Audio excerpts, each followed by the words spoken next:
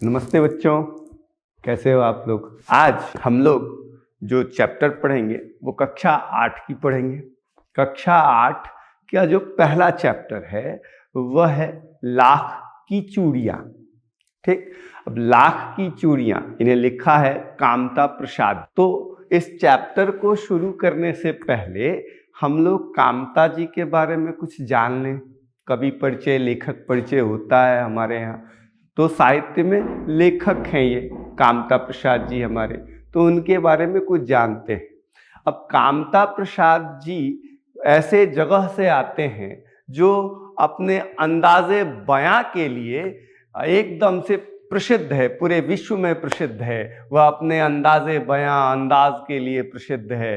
लखनऊ यह क्षेत्र है, उत्तर प्रदेश की राजधानी लखनऊ में इनका जन्म हुआ था 23 अक्टूबर 1935 को। 1935 में जन्मे कामता जी का साहित्यिक परिचय कुछ इस तरह से दे सकते हैं कि इन्होंने अपने तत्कालीन समकालीन लेखकों में अपनी लेखनी के द्वारा एक महनीय पहचान बनाई थी, और जिस पहचान के कारण से उन्हें मुक्तिबोध, साहित्य भूषण और यशपाल जैसे पुरस्कार से नवाजा गया था। साहित्य भूषण पुरस्कार उन्हें जो मिला है, उनकी रचना है एक और हिंदुस्तान, जिसके कारण से उन्हें साहित्य भूषण पुरस्कार मिला था। इसके बाद उनकी और भी रचनाएं हैं, जैसे मुक्तिबोध है, जैसे छुट्टियां हैं, जैसे समुद्र के तट की तरफ खुलती हुई खिड़कियां हैं। तो हम जो चैप्टर पढ़ेंगे उसका नाम है लाख की चूड़ियां। ठीक, चूड़ियां वो जो औरतें अपने हाथों में पहनती हैं, औरतों का श्रृंगार होता है चूड़ी। वो चूड़ी कौन सी? लाख की। अब इससे मिलती जुड़ी, ये चूड़ियां शब्द बहुवचन होता है।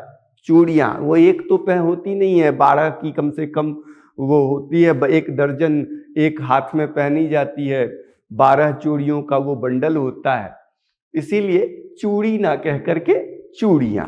अब इससे मिलती जुलती शब्द अगर हम जाने, इससे मिलती जुलती शब्द जाने तो चूड़ियां हैं, बोड़ियां हैं, कलियां हैं, ये बहुवचन में आए। लाख की चूड़ियां जो कामता प्रसाद जी ने लिखी है, वह इनकी कहानी संग्रह है छुट्टियां। इससे यह कहानी ली गई है, लाख की चूड़ी। अब इसमें जब हम पढ़ेंगे तो कामता जी ने अपना नाम इसमें नहीं डाला है, अपना नाम बदल के डाला है। खैर, आगे बढ़ते हैं कि सारे गांव में बदलू मुझे सबसे अच्छा आदमी लगता था। अब अच्छा आदमी होना मतलब ये होता है कि पढ़ा लिखा होना या कोई बहुत बड़े पोस्ट पर होना, ये अच्छा आदमी नहीं। स्वभाव के कारण से लेखक को बदलू अच्छा आदमी लगता था। अब अच्छा आदमी बचपन में कैसे लगता था उनको, वो आगे पढ़ेंगे, क्योंकि वह मुझे सुंदर सुंदर लाख की गोलियां, ठीक, लाख की गोलियां बना के देता था। ठीक, लाख की गोलियां। अब हमारे यहाँ क्या है कि जो छोटे छोटे बच्चे हैं, आज स्मार्टफोन है, कंप्यूटर है, तो हम लोग डिजिटली खेल खेलते हैं। उस समय में डिजिटल तो था नहीं, मोबाइल फोन छोड़ो, वो चोंगा वाला फोन भी अपने पास नहीं था, बहुत कम था। तो लोग गोलियों से खेलते थे, कंचों से खेलते थे। तो ये लेखक जब बचपन में गांव आता था, ननिहाल आता था, तो उसे जो बदलू है वह लाख की रंग बिरंगी चूड़ियां बना के दिया करता था। इस कारण से वह उसे उस पूरे गांव में सबसे अच्छा आदमी लगता था। ठीक, मुझे मेरे मामा के गांव जाने का सबसे बड़ा चाव, चाव का मतलब होता है मन क्यों लगता था, मामा के घर जाने का मन उसे क्यों होता था। तो उसको छुट्टियों में मामा के घर जाने का मन इसलिए होता था कि वह जब गांव जाएगा तो बदलू उसे रंग बिरंगी लाख की चूड़ियां देगा। और यही कारण था कि जब मैं वहां से लौटता तो मेरे पास ढेर सारी लाख की रंग बिरंगी गोलियां होती थी और उन गोलियों को मैं अपने दोस्तों के बीच में जब लेके जाता था तो सारे बच्चों का मन मोह लिया करता था।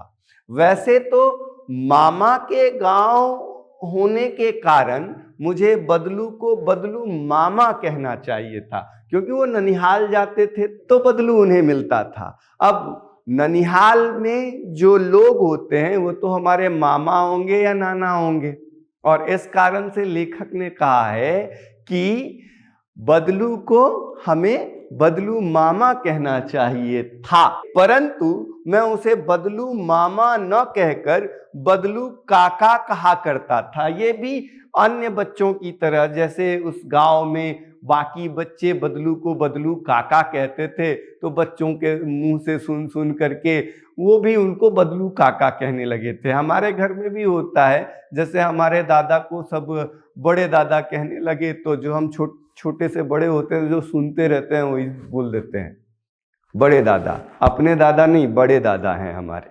ठीक, वो एक होता है कि बच्चा जो सुनता है वही सीखता है और वही बोलता है, और इसी कारण से वो बालपन जो है लेखक के अंदर में, उस बालपन के कारण से उन्होंने बदलू काका सुना था और बदलू काका उन्होंने भी कहना शुरू कर दिया। ठीक, जैसे सभी गांव के सभी बच्चे उसे बदलू काका कहते थे तो हमने भी उन्हें बदलू काका कहा। बदलू का मकान गांव में कुछ ऊंचाई पर बना हुआ था। ऊंचाई का मतलब ये होता है कि वो पहाड़ पे नहीं बना हुआ था, वो जगह जो थी वो गांव की सबसे ऊंची जगह थी, उस जगह पर उसका घर था। उसकी जो छोटी सी झोपड़ी हो कि घर हो वो उस जगह पर था, और मकान के सामने एक बड़ा सा सहन था। ठीक, अब सहन का मतलब, ये जो सहन है इस सहन का मतलब बहुत कुछ होता है। ठीक, सहन का मतलब होता है बरामदा, सहन का मतलब होता है आंगन, सहन का मतलब होता है दलान। गांव घर में दलान को सहन कहते हैं, शहरों में सहन का मतलब हो जाता है बरामदा या लॉन, जिसको कहते हैं वो शहन का मतलब होता है। तो वो एक शहन था उसके पास, उसके घर के आगे में, और जिस शहन में एक नीम का पेड़ लगा हुआ था। नीम का पेड़ शहन यानी आंगन में बरामदे के आगे लगा हुआ था, और उसी पेड़ के नीचे बैठकर बदलू अपना काम किया करता था। नीम के पेड़ के नीचे बैठकर बदलू अपना काम किया करता था। बगल में भट्ठी दहकती रहती जिसमें वह लाख पिघलाया करता। अब नीम का पेड़ है, उस नीम के पेड़ के नीचे में वो बैठता था, जहां बैठता था वहीं पर वह एक भट्ठी बना के रखी थी जो कोयले से जलती है, लकड़ी से जलती है। वैसे आजकल आप जाओगे तो भट्ठी किसको कहेंगे, वो गैस वाला बर्नर नहीं होता था उस समय में, वो लकड़ी जला करके एक गड्ढा की जाती थी, उस गड्ढे में लकड़ी और कोयले डाले जाते थे, फिर उसे जलाया जाता था, उसे भट्ठी कहते थे। सामने एक लकड़ी का चौखट रहता था। अब लकड़ी का एक चौकोना करके बना हुआ था बॉक्स टाइप का, उसमें वो लाख पिघला करके उस बॉक्स में डाल दिया करता था। जब वो पूरा लिक्विड फॉर्म में आ जाती थी, द्रव में आ जाती थी, पूरा पानी की तरह पतला हो जाता था लाख, तो वह उसे उस चौखटे जो बनाया हुआ था लकड़ी का चौखट बॉक्स, उसमें डाल देता था, जिस पर लाख के मुलायम होने तक, अब लाख मुलायम, एक तो गर्म है, गर्म करके उसमें डाला है, जब वो थोड़ा मुलायम हो जाता था, हार्ड थोड़ा टाइप का हो जाता था, मुलायम हो जाता था, तो उसे लाख के सलाख के समान, सलाख मतलब कहते हैं वो जो रॉड होता है लोहे का छड़, पतली वाली लोहे की छड़ के समान उसे पतला करता था। ठीक, पूरा वो छड़ के समान उस लाख को पतला करता था और फिर उसे चूड़ी का आकार देता था, गोल गोल चूड़ियों का आकार देता था।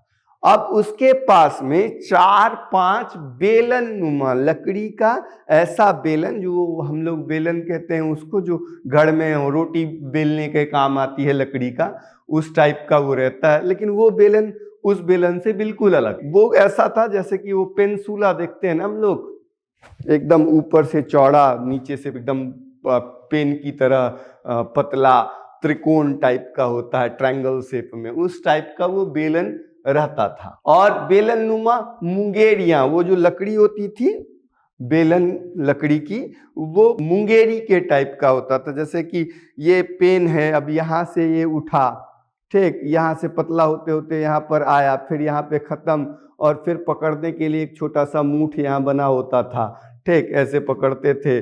फिर वो जो लाख की सलाख लाख को सलाख के टाइप में पतला किया जाता था, उसे इन पर आकार के हिसाब से आगे पीछे करके उसे आकार दिया जाता था, और फिर उसे लकड़ी की ही हथौड़ी से उसे पीटा करता था, जिससे वो जो जोड़ होता है सलाखों का वो दिखे ना, इसीलिए उस पे वो उसके आकार में ला करके वो उसको उसमें गोल करते थे, ऐसे होता था। यहाँ पर मुंगेरी होती थी, इसी टाइप में होती। एक चूड़ियां जब वो बना लेता था तो एक एक करके एक हाथ का पूरा, यानी कि 12 चूड़ियों का पूरा सेट बना लेता था।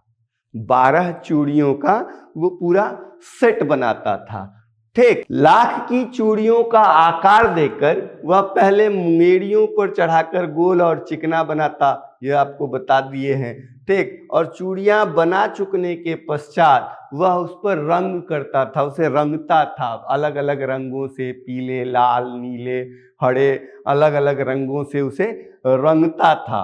और जब यह काम होता था तो बदलू वह जमीन पे नहीं बैठता था, एक मचिया टाइप का रहता था, उस पे बैठता था, लकड़ी का ही वो मचिया बना होता था, उस पे बैठता था और वो चूड़ियां बनाने का काम करता था। और चूड़ियां बनाते बताते नवाब साहब थे ना, लखनऊ के साइड के रहने वाले थे, तो वो एक हुक्का भी रखे हुए थे। जब जब मन हुआ एक बार गुड़गुड़ा लिया, यानी हुक्का पीते रहते थे, बीच बीच में हुक्का रखा रहता था जिसे वह बीच बीच में पीता रहता था। गांव में जब लेखक गांव में ननिहाल पहुंचते थे तो नानी के घर में, जो नानी का गांव था, वहां पर जब छुट्टियों का दोपहर, जब छुट्टियों में पहुंचते थे, वो 15 दिन, 20 दिन, 25 दिन या 1.5 महीना, जो भी गर्मी की छुट्टी होती थी, उस पूरे गर्मी की छुट्टी का जो दोपहर का समय होता था वह लेखक का बदलू के यहाँ बीता करता था, ठीक। वह मुझे लल्ला कहता था, जैसे छोटे छोटे बच्चों को कहते हैं लल्ला, गांव देहात की भाषा है, देहाती शब्द है ये। हमारे यहाँ शब्द 4 तरह के होते हैं, हमारे यहाँ शब्द 4 तरह के होते हैं। अब जिसमें हम लोग ये कहते हैं कि स्रोत के आधार पर, ठीक, उत्पत्ति के आधार पर, रचना के आधार पर, इस तरह से शब्द को बांटे हुए ना। तो स्रोत के आधार पे जो 4 तरह के शब्द होते हैं, तत्सम, तद्भव, देशज, विदेशज, उसमें ये पूरा शब्द लल्ला शब्द जो है वह देशज शब्द है। आपको इस कहानी में अनेकों देशज शब्दों से हम परिचित कराते चले जाएंगे। लल्ला कहा करता था, और जैसे ही लेखक उसके यहाँ पहुंचता था तो वह उसके लिए एक अलग से मचिया मंगा देता, और लेखक उस मचिया पर बैठता और घंटों बैठा करता था, और बदलू के द्वारा बनाए जा रहे चूड़ियों की जो प्रक्रिया थी उसे वो पूरा निहारा करता था।